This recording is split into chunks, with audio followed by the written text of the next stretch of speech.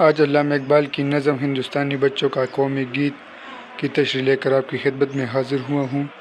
تو چلے اس نظم کو پڑھتے ہیں، پھر اس کی تشریح کو بھی پڑھیں گے۔ چشتی نے جس زمین میں پیغام حق سنایا، نانک نے جس چمن میں وحدت کا گیت گایا، تاتاریوں نے جس کو اپنا وطن بنایا، جس نے حجازیوں سے دشت عرب چھڑایا، میرا وطن وہی ہے، میرا وطن وہی ہے۔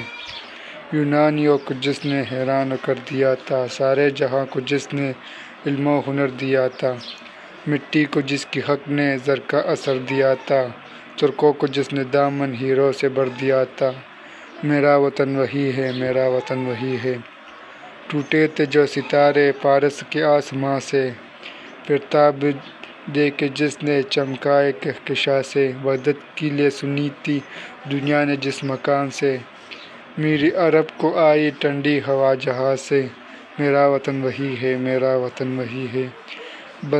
بندہ کلیم جس کے پربت جہاں کے سینہ، لوہے نبی کا آ کر ٹھہرا جہاں سفینہ، رفعت ہے جس زمیں کی بام فلک کا زینہ، جنت کی زندگی ہے جس کی فضا میں جینا، میرا وطن وہی ہے، میرا وطن وہی ہے۔ 4 بند پر مشتمل ایک گیت علامہ اقبال نے ایک قوم پرست شاعر کی حیثیت سے اس صدی کے اوائل میں لکھا تھا، جس میں ہندوستانی بچوں کی جانب سے اپنے وطن سے محبت کا اظہار کیا گیا ہے۔ بانگ درا کی نظمیں چونکہ اقبال کے ابتدائی کلام کی آئینہ دار ہیں، اس وقت ہندوستان میں فرقہ پرستی کی لعنت تو بہرحال موجود تھی، اس کے باوجود تعصبات کی وہ فضا نہ تھی جو بعد میں پیدا ہوئی اور جس کے سبب قائد اعظم علامہ اقبال اور دوسرے مسلمان رہنماؤں کی جانب سے علیحدہ وطن کا مطالبہ کیا گیا۔ چنانچہ اس گیت کو اسی عہد کے تناظر میں دیکھا جائے جس میں یہ لکھا گیا۔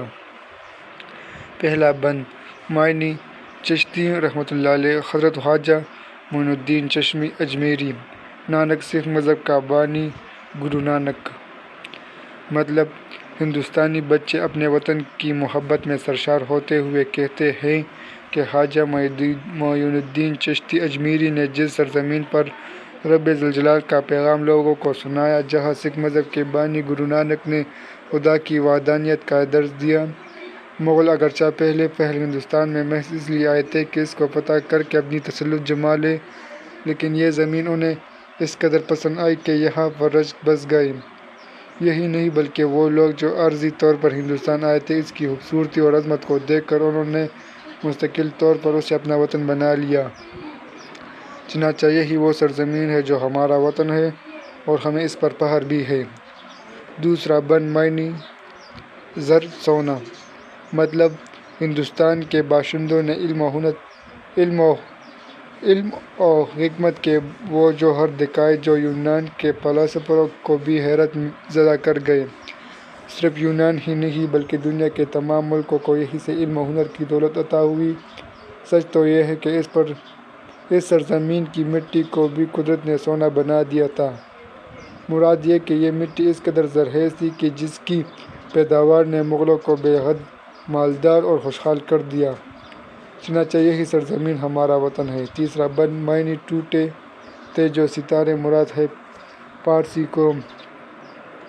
مطلب ایران سے آنے والے امراء اہل حکمت اور دانش اور ہنرمند لوگ ہندوستان میں آ کر رچ بس گئے تو انہوں نے وہ شہرت اور عزت پائی کہ ان کی علم و حکمت کی روشنی دور دور تک جا پہنچی۔